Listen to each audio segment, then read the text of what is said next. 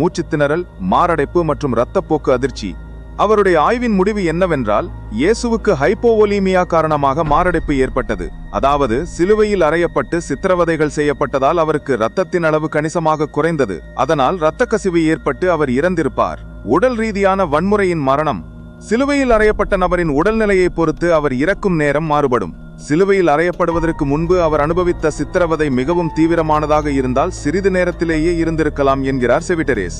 இயேசுவின் வேதனை சில மணி நேரங்களுக்கு நீடித்திருக்கலாம். சிலுவையில் அறையப்படுவதற்கு முன்பான கொடுமைகள் காரணமாக ஏற்பட்ட அபரிமிதமான இரத்த இழப்பால் ஒருவேளை 2 மணி நேரத்திற்கும் குறைவான நேரத்திலேயே இருந்திருக்கலாம் என்று ஃபெராரா நம்புகிறார்.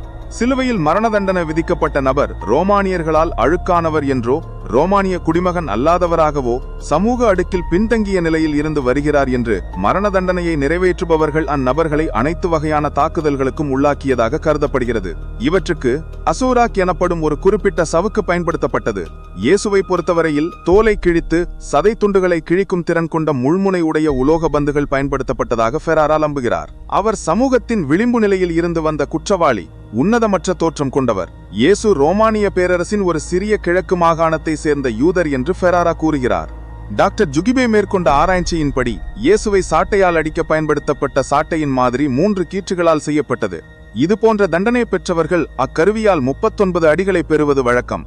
ஆட்டுக்குட்டி எலும்பால் செய்யப்படும் இவற்றால் அடிக்கப்படும் போது 117 கசையடிகளை பெறுவது போன்று இருக்கும். நடுக்கம், மயக்கம், கடுமையான இரத்தப்போக்கு, கல்லீரல் மற்றும் மண்ணீரல் சேதம், நுரையீரலில் இரத்தம் மற்றும் திரவங்கள் குவிதல் போன்றவை இதனால் ஏற்படும் என மருத்துவர் விளக்குகிறார். இயேசுவின் தலையில் முள்கிரீடம் வைக்கப்பட்டதாக பைபிளில் குறிப்பிடப்பட்டுள்ளது. முள்கிரீடத்திற்கு எந்த செடி பயன்படுத்தப்பட்டது என்பதை ஜுகுபே அறிய வேண்டுமையார். தாவரவியலாளர்கள் மற்றும் மத்திய கிழக்கு அறிஞர்களை நேர்காணல் செய்த பிறகு போதுமான பெரிய முள்ளை கொண்டிருக்கும் சாத்தியமான தாவர இனங்களை கண்டறிந்தார். அவற்றின் விதைகளை பெற்று தானே அந்த தாவரங்களை வளர்த்து பகுப்பாய்வு செய்தார்.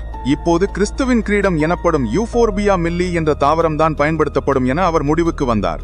மரண விசாரணை அதிகாரியின் கூற்றின்படி இந்த செடியின் முட்களால் தலையில் ஏற்படும் காயங்கள் முகம் மற்றும் உச்சந்தலையில் ஏற்படும் கடுமையான இரத்தப்போக்கை விட தலையில் உள்ள நரம்புகளை அடைந்து தாங்க முடியாத வலியை ஏற்படுத்தும்.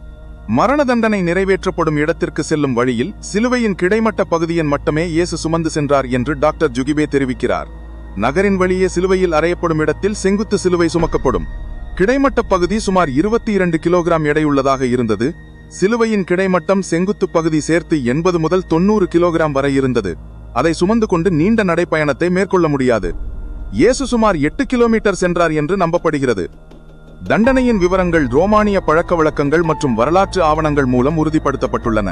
இந்த தண்டனையை பெறுபவர்களின் கைகள் சிலுவையில் கட்டப்பட்டிருக்கும் அல்லது ஆணியால் அறையப்பட்டிருக்கும்.